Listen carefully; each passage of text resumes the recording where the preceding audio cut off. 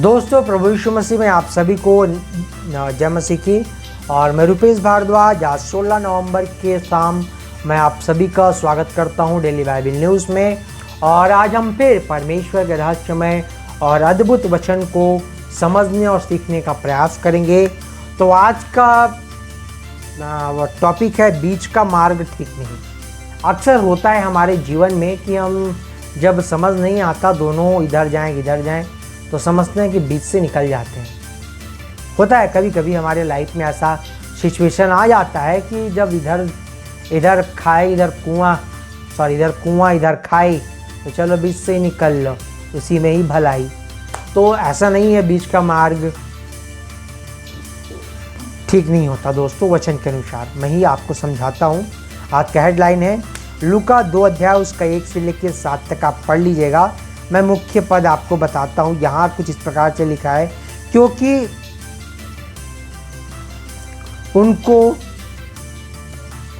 उनके लिए सराय में जगह ना थी। सराय मतलब लॉज, आज के टाइम पे लॉज, होटल ऐसा बोल सकते हैं।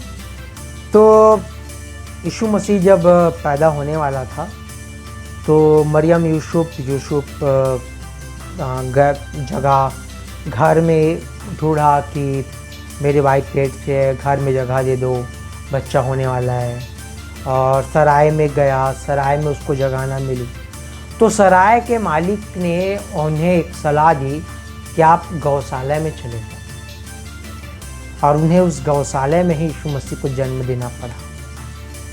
ये बात हम सब जानते हैं, मगर हमारे जीवन में अक्सर ऐसा समय आता है दोस्तों जहाँ में आत्मिक और सांसारिक में समझौता करके बीच का कोई रास्ता निकाल लेते हैं।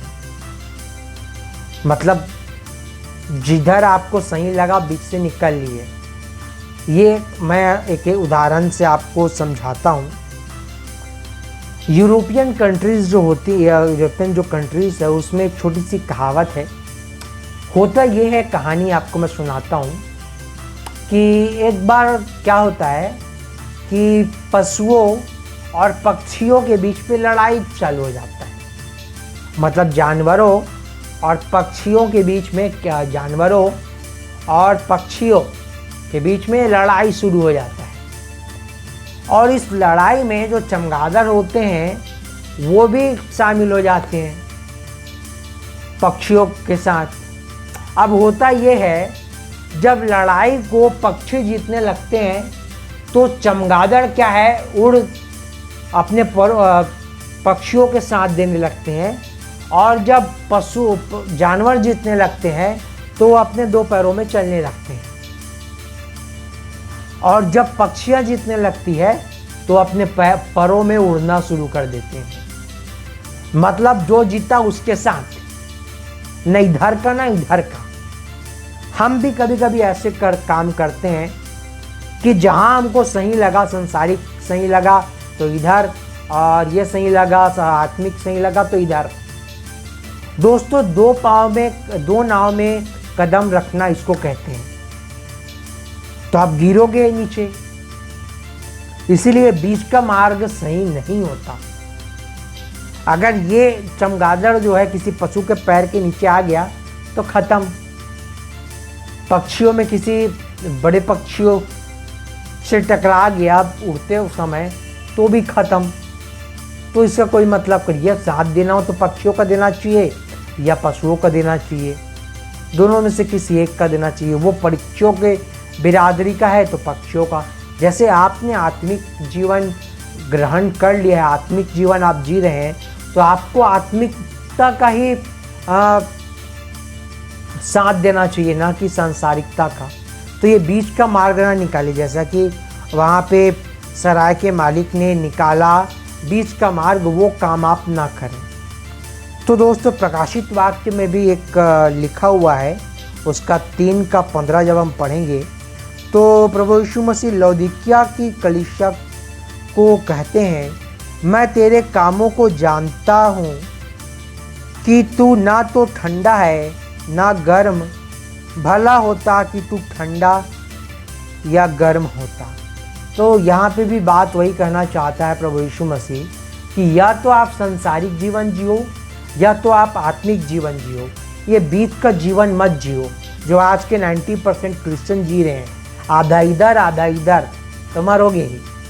तुम पक्का मरोगे जब आधा इधर का काम करोगे तो। और दोस्तों, हमें बीच का मार्ग नहीं निकालना है, परंतु हमको आत्मिकता का ही साथ देके आत्मिक जीवन को ही जीना है। तभी परमेश्वर के सामने हम न्याय के सिंहासन के सामने कह सकेंगे कि हमने आत्मिक जीवन जिया है।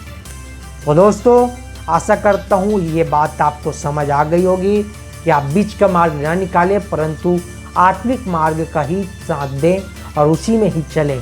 तो दोस्तों, आज के लिए इतना ही। मिलते हैं कल एक नए वचन, एक नए रहस्य के साथ। तब तक के लिए आप सभी से मैं अलविदा लेता हूँ। आप सभी को नमस्कार।